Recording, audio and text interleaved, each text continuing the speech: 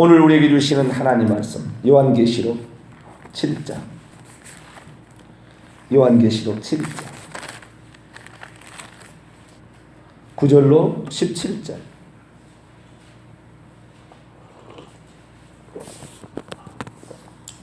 요한계시록 9절로 7장 9절로 17절 말씀을 저와 여러분이 한 절씩 교독하시도록 하겠습니다. 이후에 내가 보니 각 나라와 족속과 백성과 방언에서 아무도 능히 셀 수 없는 큰 무리가 나와 흰옷을 입고 손에 종려가지를 들고 보좌 앞과 어린 양 앞에 서서 큰 소리로 외쳐 이르되 구원하심이 보좌에 앉으신 우리 하나님과 어린 양이 있도다 하니 모든 천사가 보좌와 장로들과 네 생물의 주위에 섰다가 보좌 앞에 엎드려 얼굴을 땅에 대고 하나님께 경배하여 이르되 아멘. 찬송과 영광과 지혜와 감사와 존귀와 권능과 힘이 우리 하나님께 세세토록 있을지어다 아멘 하더라. 장로 중 하나가 응답하여 나에게 이르되 이 흰옷 입은 자들이 누구며 또 어디서 왔느냐.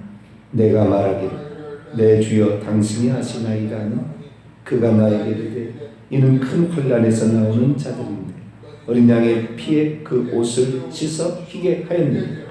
그러므로 그들이 하나님의 보좌 앞에 있고 또 그의 성전에서 밤낮 하나님을 섬기며 보좌에 앉으시니까 그들 위에 장막을 지시니 그들이 다시는 줄이지도 아니하고 목마르지도 아니하고 해나 아무 뜨거운 기내에 상하지도 아니하니 같이요. 이는 보좌 가운데에 계신 어린 양이 그들의 목자가 되사 생명수 샘으로 인도하시고 하나님께서 그들의 눈에서 모든 눈물을 씻어 주실 것입니다. 아멘. 기도합니다. 하나님 감사합니다. 오늘도 저희들의 기도를 들으시고 저희의 삶을 인도하시며 우리의 우둔한 지각을 열어서 주님을 깨닫게 하시고 내 안에 들어오신 이가 누군지를 정확히 알아 세상을 이길 수 있도록 우리를 인도하신 하나님께 감사를 드립니다. 하나님만이 우리의 소망, 능력, 힘이 되는 줄 믿사오니 오늘도 저희들이 주님을 의지하며 나아갑니다. 하나님 오셔서 저희들을 진리 가운데로 인도하여 주옵소서. 우리 주 예수 그리스도의 이름으로 기도하옵나이다. 아멘. 할렐루야.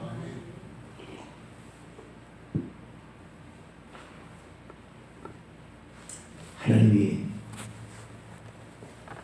우리와 함께 하시는데 하나님이 우리와 함께 하시는 것을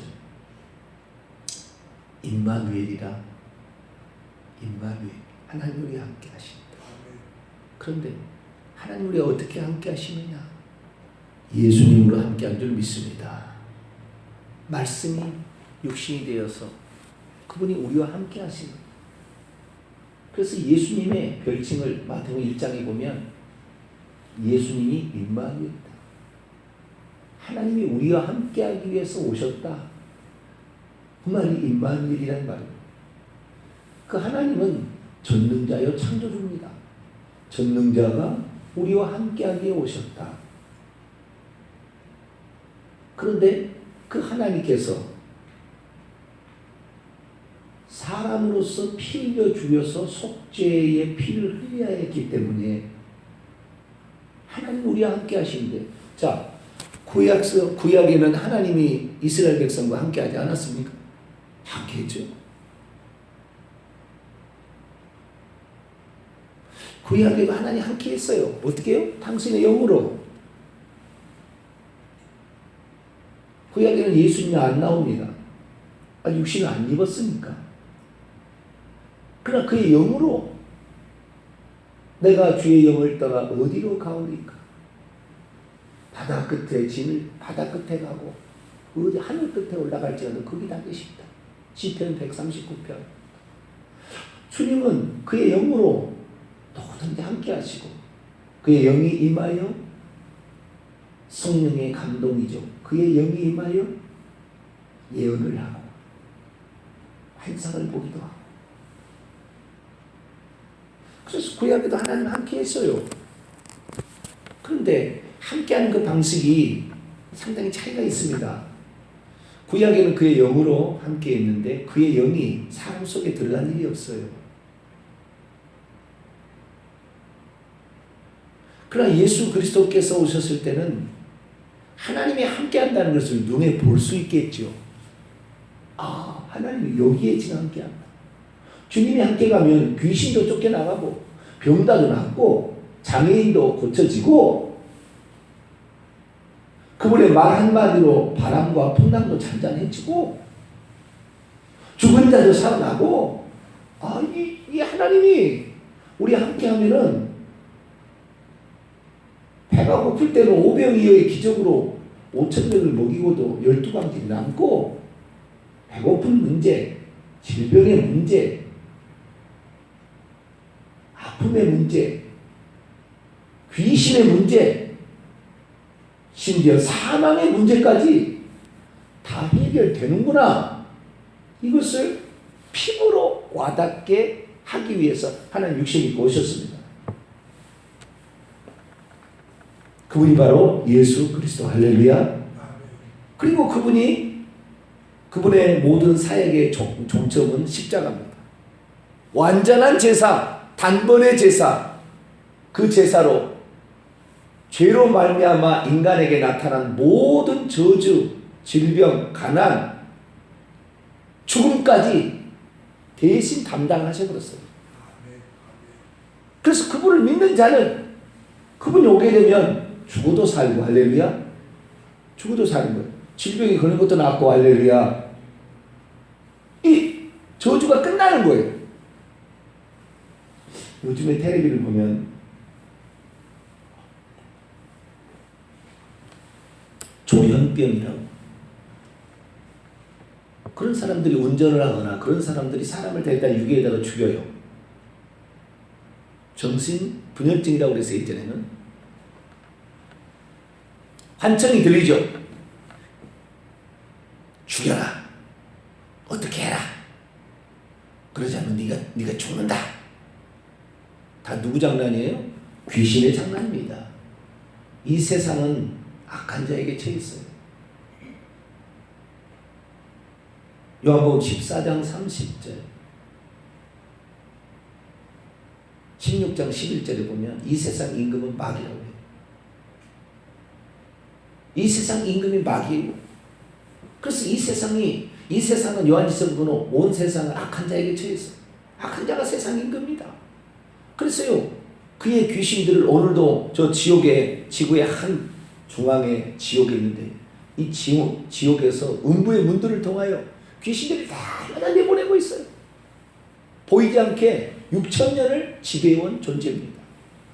아직도 몰라요, 사람들이. 성경에서 그렇게 말해주는 것이지 아무도 몰라요. 창조주 하나님이 와서 가르쳐줘서 한 거지 몰라요.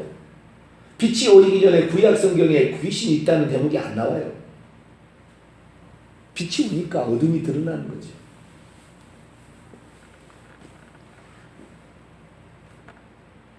그래서 예수 그리스도께서 오셔서 십자가상에서 모든 저주, 예수 그리스도를 믿으면 귀신이 침범을 못한다니까요. 조현병이 안 생긴다니까요. 저주가 끝난다니까요. 할렐루야. 그 예수님이 계시면 귀신 들린 자가 무덤 사이에 와서도 꼼짝 못하고 사람들이 막 쇠사슬을 묶고 막 했는데 사람들도 당연할 수 없었는데 주님 앞에서는 귀신이 다 도망갑니다. 할렐루야. 2,000마리 이상 되는 귀신이 들렸어도 예수 그리스도 앞에는 꼼짝 못합니다. 그 예수님의 옆에 있으니까 그러는 거예요. 그분이 십자가상에서 사람으로서 해야 될 일, 구속사역을, 저주를 대신 받으시고, 죄값은 로마서 6장 23절의 사망이죠. 그 죽음을 대신 지불해버렸어요. 할렐루야. 그렇기 때문에 이제는 그 죄를 지불했다는 걸 알면은 내가 돈을 안 내도 되는 거예요. 죄값을 지불 안 해도 되는 거지요. 그것을 모르는 사람들은 계속 죽음이 두려워서 마귀의 종도를 하게 되어 있습니다. 예수 그리스도를 믿는 사람들은요, 죽음이 두려우지 않는 사람이, 할렐루야. 죽음이 우리를 죽일 수가 없다고요. 성경 말씀을 하나 읽어줬죠. 고린도후서 6장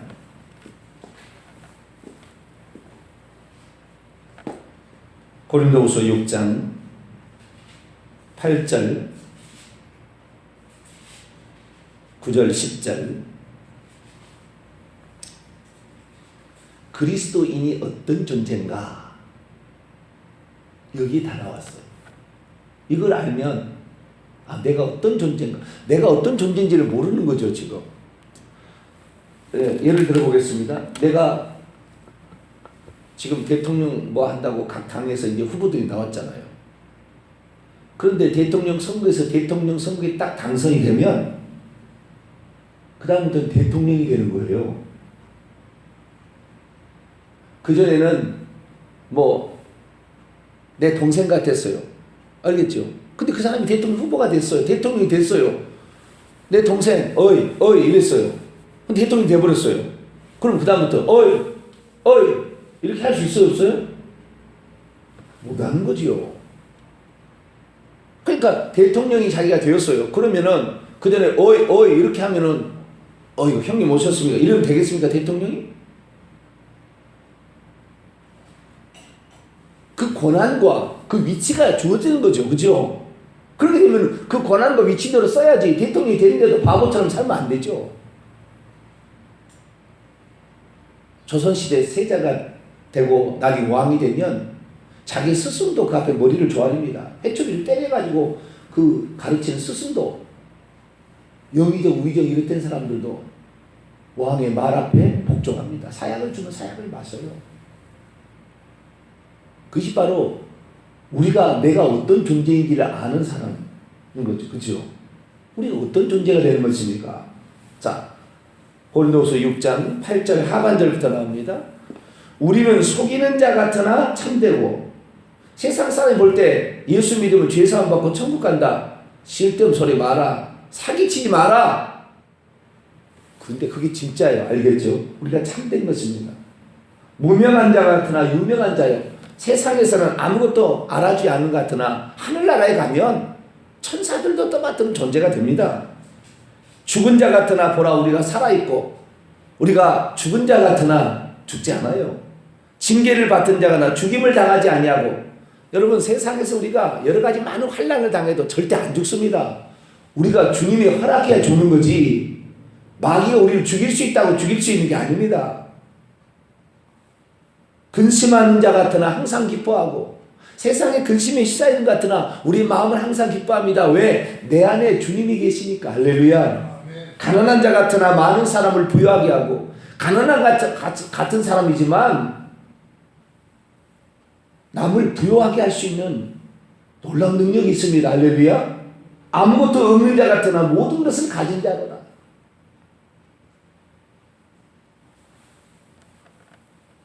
어느 날 제가 저 자신을 돌아봐요. 이 나이 먹도록 집 한 채 없고요. 화장실 2개 있는 집에도 못 살고 봉고차 끌고 다니고 자식들 거실에서 재운 지가 오래됐어요.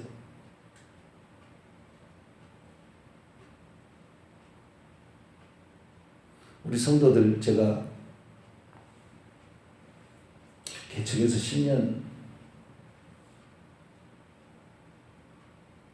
살고 있는데 우리 집 안으로 들어온 사람이 단 한 사람도 없습니다.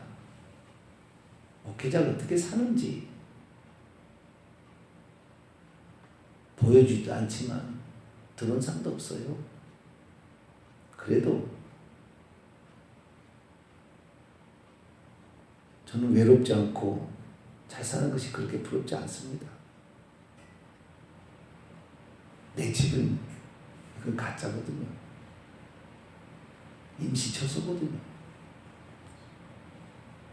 내 한 몸 밥 먹고 살고 쉴 수 있으면 공간이면 되는 거죠. 남들이 보기에는 너 지금까지 뭐 했냐?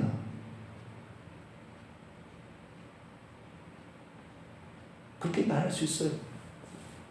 그러나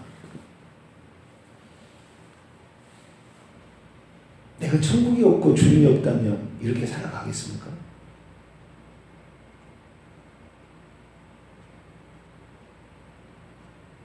안 살아가죠. 이 땅의 것만을 가지고 청량한다면 불쌍한 사람처럼 보일 거예요. 그러나 저는 자신 있습니다. 뭐가 자신 있냐? 이 내 안에 계신 이 예수 그리스도 하나님이 어떤 분인지를 확실히 심어서 모든 사람을 저는 천국에 데려갈 확신이 있습니다. 할렐루야. 그분이 보이지 않고 그분의 음성이 안 들린다고 모르는 게 아니고 다 아는 거예요. 이 예수 그리스도 그분이 오셔가지고 하늘나라가 어떻고 천국이 어떤 것을 정확히 알려줬어요. 이 땅은 인생 1막 2장인 것입니다. 1막으로 끝나는 게 아니에요. 다음 세계가 있는 거죠. 이 세계가 있으니까 이 땅에 어떻게 살아도 그것이 초라하거나 부끄러운 게 아니에요.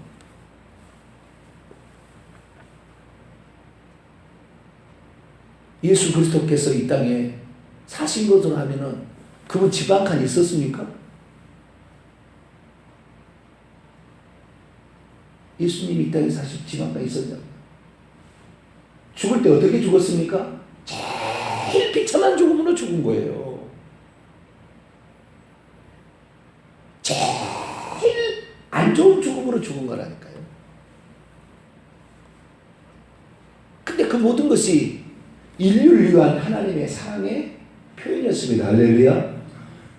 왜 그렇게 해서 다 죄를 담당하고 저주를 담당하고 질병과 죽음을 다 담당해 버리려고 그렇게 하신 거죠. 그리고 그분이 죽고 부활하셔서 그분의 영을 보내셨어요. 보혜사 성령을. 내가 떠나가는 것이 너에게 유익이라. 내가 떠나가면 보혜사가 너에게로 오시지 아니할 것이요. 가면 내가 그를 너희에게 보내리니 세상은 능히 그를 받지 못하나 너희는 그를 받게 되는데 그는 너희와 함께 하시며 너희 속에 계시겠습니다. 성령을 예수님께서 성령을 보내주신 거예요.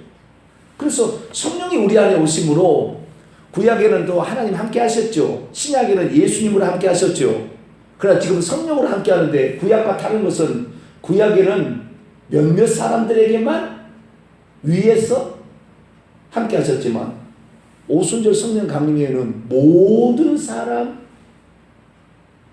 믿는 이들 속에 들어가서 그분을 의지하게 되면 그분이요 상상할 수 없는 지혜를 주셔요. 할렐루야. 이 그분이 살아있다는 것이 느껴져요. 이게 뭐 보여서 그런 것이 아니고 성경 말씀이 진리로 와닿습니다. 할렐루야. 보이지 않는 것이 보는 것처럼 더 확실해져요. 죽음이 두렵지 않아요.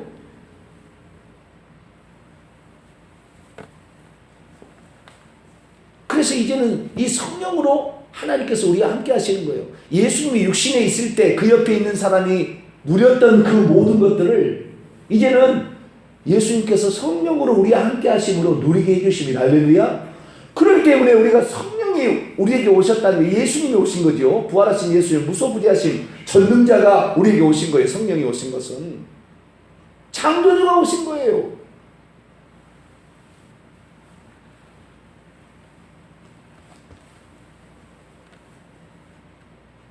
그래서 우리가 예수님이 누군지를 알아야 되는데 예수님이 육체를 입고 있을 때 예수님은 그리스도요 하나님의 아들이라 불렸어요. 그러나 죽고 난 다음에 승천하신 후에는 하나님의 영광스러운 상태로 다시 가셨습니다. 어떤 사람이 그렇게 얘기를 하더라고요. 예수님이 하늘에 올라간 하나님 보좌 우편에 앉으셨다. 그러니까 하나님 보좌 우편에 앉았다. 이렇게 얘기를 하니까 진짜 하나님의 보좌가 보좌에 우편 보좌가 있는 줄 알고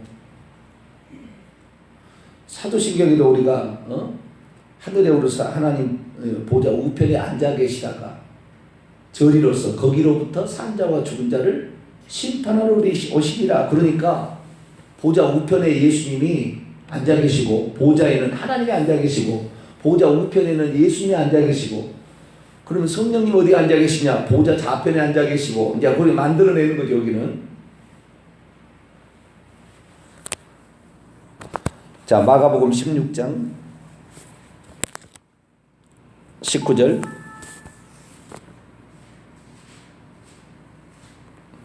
마가복음 16장 19절 읽습니다. 시작. 주 예수께서 말씀을 마치신 후에 하늘로 올려지사 하나님 우편에 앉으시니라. 하나님 우편에 앉았다는 말이 이건 상징의 표현이에요. 상징의. 모든 주석들을 다 찾아보면은요, 하나님 보좌 우편 보좌가 있어서 거기에 앉았다는 말로 안 나와요. 모든 주석을 다 찾아보면. 호크마 주석에도 뭐라고 되어 있느냐, 예수님께서 부활하신 후에 사역을 마치고 하늘로 올라가셨다. 거기서 예수는 영광과 권위를 상징하는 하나님 우편에 앉으셨다. 이렇게 나와요. 그게 상징이에요. 상징. 영광스러운 자리에 권위를 상징하고 이 세상 모든 것을 다 이기시고 승리하신 그 주님이 이제 권위를 가지시고 있다가 재림하실 것이다. 그런 얘기예요. 춘천 한마음교회 목사님이 그 교회를 바꾼 이유가 있어요. 그건 예수님이 전능자요 하나님이란 걸 발견했어요. 그냥 이론적인 것이 아니라 실제적인 것을 발견한 거예요. 그럼 어떻게 예수님이 하나님이신 걸 발견했느냐? 제가 발견하는 거하고 이분이 발견한 거는 상당히 차이가 있어요. 제가 발견한 것은 요한계시록을 통하여 발견했어요. 예수님이 보좌 우편에 계시는가, 이 하나의 질문이 나를 완전히 바꿨어요. 이것이 2010년경부에 제가 이때부터 의문을 품기 시작했는데, 이 보좌 우편이라는 말이 뭔가? 진짜 보좌 우편에 예수님 보좌가 있는가? 구약 성경에 이사야 6장이나 다니엘 7장이나 이런 수많은 하나님의 보좌에 대한 보좌를 보고한 선지자들이 있어요. 환상으로. 단 한 번도 보좌가 2개가 3개가 없어요. 1개밖에 없어요. 거기에. 높이 들린 보좌에 앉아 계세요. 옷자락이 땅에 성전에 가득한.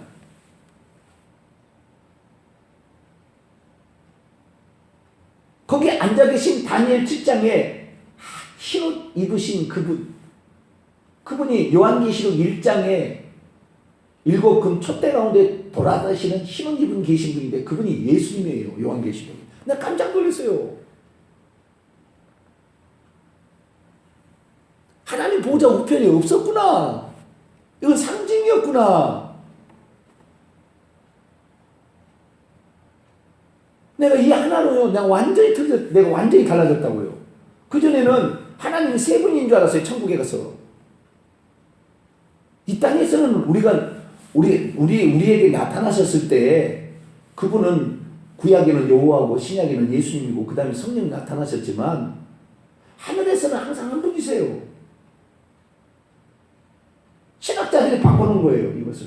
그래가지고요, 하나님을 알 때 사람이 달라지깁니다. 이 하나님의 이 무소부장과 예수님이 전능자였고 그분이 창조자였는데 그분이 지금 내 속에 들어왔다는 이 한 분 하나님을 온전히 이해하게 될 때 내가 완전히 달라지는 거예요. 와, 하나님이었구나. 이게 하나님이 다 하신 일이었구나.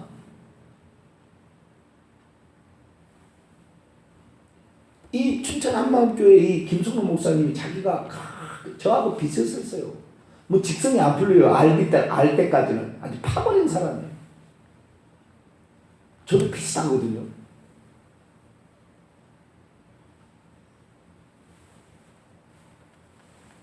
그런데 이분은 어떻게 그러면은 어떻게 예수님이 하나님인 줄 알았느냐? 부활로 말미암아 예수님이 달라졌다는 거예요. 부활로. 제자들이 달라졌다는 거예요. 첫 번째 읽어보니까. 그 핵심은 부활이었다는 거예요. 부활. 그럼 부활로 그러면 어떻게 달라졌느냐? 어제 제가 했습니다. 로마서 1장 4절에 부활로 말미암아 죽은 자들 가운데서 부활하심으로 말미암아 하나님의 아들로 선포되셨다. 인정되셨다. 그분은 하나님의 아들이라는 말을 하나님으로 바꿔서 해석을 하는데 그분은 항상 그러더라고요. 정확한 성경 구절을 잘 성경 구절을 그냥 인용하지 않고 거기를 약간 의역해서 인용을 하는데 그건 좀 약간 흠이에요. 그러나 사실은 맞아요. 그분이 하시는 말씀은 맞는, 내용은 맞는데 그 성경 구절로서 근거로서는 부족합니다. 근데 그 얘기를 해요. 또 하나 얘기를 하는데 히브리서 10장이에요. 히브리서 10장. 자, 히브리서 10장 한번 찾아볼까요? 히브리서 10장 20절. 예수님이 하나님을 그분이 안 거죠. 예수님이 전능자는 아니에요. 그래서 그분은 전능자가 왔다 갔다 그래요. 그렇게 표현하는 거예요. 히브리서 10장 20절 있습니다. 시작. 그 길은 우리를 위하여 휘장 가운데로 열어놓으신 새로운 살 길이요 휘장은 곧 그의 육체니라. 예수님이 육체를 입으셨는데 이 육체를 입으신 이분이 누구냐? 이것을 깨달은 거예요. 어떻게 깨달았느냐? 이 휘장은 둘째 휘장을 가리키는 겁니다. 둘째 휘장. 지성소와 성소를 가르고 있는 둘째 휘장. 이 지성소와 성소를 가르고 있는 둘째 휘장은, 지성소는 누가 계시는 곳이에요? 하나님이 계시는 임재 장소예요. 거기는 법궤가 있어가지고 빛이 하늘로부터 비쳐서 있는 장소예요. 그리고 성소는 제사장들이 들어가서 일하는 장소죠. 지성소 함부로 못 들어가요. 1년에 한 번밖에 못 들어가요. 허락한 날만. 대제사장만 그것도. 그리고 지성소는 뭐냐? 하나님이 계시는 장소고 성소는 인간들이 활동하는 장소인데 이 둘째 휘장을 통하여 그게 막혀 있다는 거죠. 막혀. 그래서 둘째 휘장 안에 있는 사람은 저 지성소에 안 들어가 버렸을 때는 거기가 무엇이 있는지 전혀 모른다는 거예요. 하나님이 누구고 전혀 모르는 거예요. 그런데 거꾸로 하나님, 지성소에 있는 하나님이 둘째 휘장이 있었기 때문에 인간에게 이렇게 와도 인간이 못 알아보는 거예요. 못 알아봐. 잘 몰라. 죄가 있어서 하나님 오면 그냥 죽어버리고 그냥 영광 가운데 살아남을 수가 없죠. 그래서 인간에게 접촉해도 같은 인간이 되심으로 인간하고 접촉해도 인간이 죽지 않냐고 하나님이시지만 지성소에서 보면 예수님은 하나님이지만 성소에서 보면 예수님이 사람이라는 거예요. 그래서 하나님이 나타났으나 절대 인간이 안 죽는 거죠. 구약에는 하나님이 나타나면은 잘못하면은 그냥 불에 타 죽어버리잖아요. 그냥. 그 예수님이 뭐냐? 예수님은 육체를 입고 오신 하나님이다. 이렇게 한 거예요, 이분이. 나타난 하나님이다, 이거예요. 나타난 하나님인데 사람이니까 우리가 마주쳐도 안 죽는다는 거예요, 예수님이.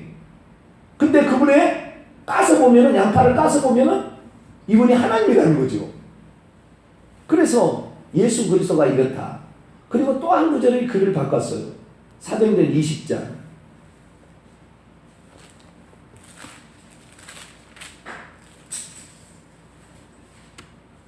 그런데 이 해석도 김성근 목사 해석이지 성경의 그 히브리서 10장 20절에 대한 정확한 해석은 아닙니다. 정확한 해석을 조금 하고 넘어갈게요. 그분이 하시는 이야기는 그 어떤 성령의 지혜로 그 구절을 통하여 하나님이 누구신지를 깨달은 것이지 성경의 원문에 얘기하고 있는 뜻은 아니에요. 휘장은 그의 육체라. 이런 말의 의미는 뭐냐면 우리 죄인이 하나님께 나아갈 수가 없어요. 왜? 영광스러운 하나님 어떻게 되냐 이 말이에요. 하나님 우리에게 오면 우리 죄인이기 때문에 우리는 다 죽어요. 그래서 하나님과 사람 사이에 막힌 담이에요. 이것이 휘장이라는 막힌 담, 의미가 막힌 담인데 예수님이 오셔서 십자가에 죽으심으로 그 막힌 담, 이 막힌 담은 죄이죠. 죄 때문에 결국에 우리가 하나님께 못 가고 하나님은 우리를 조금 죽고 우리가 이렇게 되는 거죠. 그렇기 때문에 예수님이 오셔가지고 십자가에 죽으실 때 둘째 휘장이 찢어졌어요. 다시 말해서 이제 하나님으로 갈 수 있는 살 길이 열렸다는 거예요. 왜? 예수님이 그 죄값을 대신 지불했기 때문에 천국에 못 갈 우리가 천국에 갈 수 있게 생겼다. 누구든지 하나님 앞에 가서 이제 요구할 수도 있고 기도할 수도 있고 아시겠죠? 그전에는 그렇게 누구든지 못하고 제사장이나 되는 신분이 중간에 보좌자를 세워서 했는데 이제 누구든지 하늘길로 제사장 통하지 않고 누구든지 이 하나님께 나갈 수 있는 길이 열렸다. 그런 의미지. 아까 그런 의미가 아니에요. 아시겠죠? 그럼 자기의 이제 해석인데 해석이 조금 더 올라간 거예요. 그러나 상당한 그 하나님을 발견하기 위한 깊은 노력이 거기에 있죠. 나는 그래서요, 김성로 목사님 하나님이 쓰신 사람이라고 봐요. 누가 뭐래도. 물론 그 다음에 부족함이 있습니다, 그분이.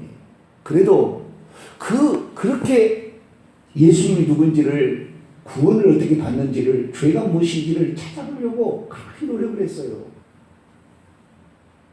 그리고 이 성경 구절이 그분을 바꿨다고 해도 이 하나 더, 이 사도행전 20장 28절입니다.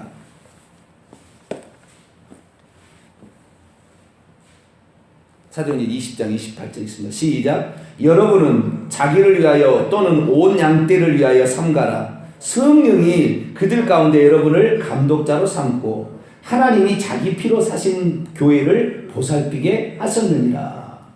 유일하게 단 한 구절이 나오는데 이게 뭐냐면은 하나님이 자기 피로 사신 교회라고 그래요. 하나님이 원문에 보면 자기 자신의 피로 얻으셨던 교회입니다. 하나님이 피가 있어요, 없어요? 없죠. 하나님은 어떻게 영이신데 피가 있습니까? 그런데 하나님이 육체를 입고 오심으로 피를 가진 존재가 되었어요. 그죠? 그러니까 하나님이 자기 피로 사신 교회, 이 에베소 5장에 읽어보면은 예수 그리스도의 그분이 예수 그리스도라고요. 그러니까 예수님이 그냥 하나님이 보낸 아들만 되는 것으로 그렇게 알았는데 이 성경을 보니까 사도 바울은 부활하신 그리스도를 만난 사람이에요. 육체를 입고 오신 예수님을 만난 게 아니라 부활하신 이미 전능자여 창조주신 그분을 만난 거거든요. 그러니까 이렇게 표현할 수 있는 거죠. 그래서 사도 바울이 하나님이 피가 없는데 어떻게 하나님이 자기 피로 교회를 사셨다는 건가? 제가 아까 처음에 얘기했듯이 하나님이 우리와 함께 하시다. 그분이 예수님이라니까요. 마태복음 1장에 임마누엘, 하나님이 임마누엘 했다 이거예요. 예수님이 하늘에 있는 예수님이 온 게 아니라 하나님이 오셔서 예수님이 된 거지. 아시겠죠? 네? 예수님이 따로 있다가 아들 따로 있고 예수님이 온 게 아니라 하나님이 오셔서 사람이 오셔서 그의 피로 교회를 사신 거예요.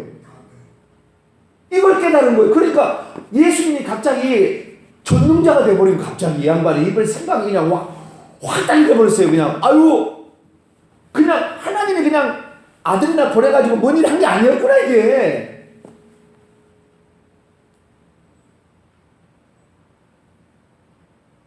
그 하나님 만나면 못할 것이 없겠구나. 어떤 질병이 못 고칠 게 없겠구나. 뭐 그게 막 확 깨달아진 거예요 이게.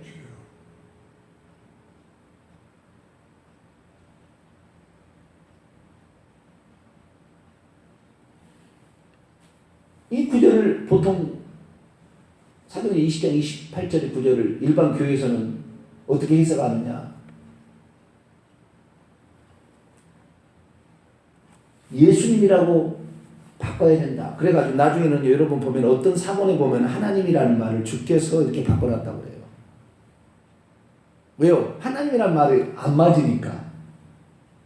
이게 좀 과한 사도 바울의 글이다. 이렇게 표현한다고요. 어떤 데는. 근데 사실이 그런 거예요. 그래서 저 같은 경우는 내일 또 하겠습니다만 저 같은 경우는 하나님의 천국에서 보좌가 저는 최소한 2개인 줄 알았어요. 하나님 보좌가 있고 예수 보좌가 그 오른쪽에 있고 그것이 아니라는 걸 요한계시록 7장에 내일 또 하겠습니다. 이걸 통하여 제가 이 딱 깨달아지는 순간 이것이 아니라는 사실이 알아지는 순간 삼위일체 하나님이 딱 들어왔어요. 하나님이 어떤 분인지가 들어오고 예수님이 누군지를 딱 들어오니까 그 다음부터 내 자신이 확 변하는 거예요. 이 사실을 듣는 모든 사람이 이 놀라운 주님 예수님이 누군지를 아니까 이 달라지는 거예요. 할렐루야. 우리는 그렇구나. 예수님이 하나님이셨구나. 그분이 따로 있다 온 게 아니라 그분 하나님이 오셨구나. 이 사실을 정확히 알게 되면, 전능자가 오셨다는 정확히 알게 되면 이제부터 새로운 것이 열리는 거예요. 이 주님 예수 그리스도의 모든 걸 가짜고, 예수 그리스도만이 진짜고, 이분이 우리의 구원자고, 이분이 전능자고, 이분이 무슨 위대하신 하나님은 할렐루야. 이걸 믿게 되면 어디가 두렵지 않습니다. 내일 계속해서 하겠습니다. 기도합니다. 하나님, 예수님이 누군지를 잘 모르니 예수를 믿어도 얻어 터지고 세상에서 자존감이 없어서 창피하게 느끼고, 예수님이 없어서 이 세상을 살아갈 때 귀신에게 농락당하기까지 하고, 이단 세력이 뭔지 모르고 이단까지 쫓아가는 어리석은 자가 많습니다. 하나님, 우리는 예수님을 제대로 알아. 예수님으로 말미암아 모든 것에서 자유, 진리가 너희를 자유케 하리라. 예수 그리스도가 우리를 자유케 하시는 사실을 알고 예수님만 의지하며 살아가는 저희들 되게 해 주옵소서. 우리 주 예수 그리스도의 이름으로 기도하옵나이다. 아멘. 하늘에 계신 우리 아버지여, 이름이 거룩히 여김을 받으시오며 나라에 임하옵시며 뜻이 하늘에서 이룬 것 같이 땅에서도 이루어지이다. 오늘날 우리에게 일용할 양식을 주옵시고, 우리가 우리에게 죄진 자를 사하여 준 것 같이 우리 죄를 사하여 주옵시고, 우리를 시험에 들게 하지 마옵시고 다만 악에서 구하옵소서. 대개 나라와 권세와 영광이 아버지께 영원히 싸움나이다. 아멘.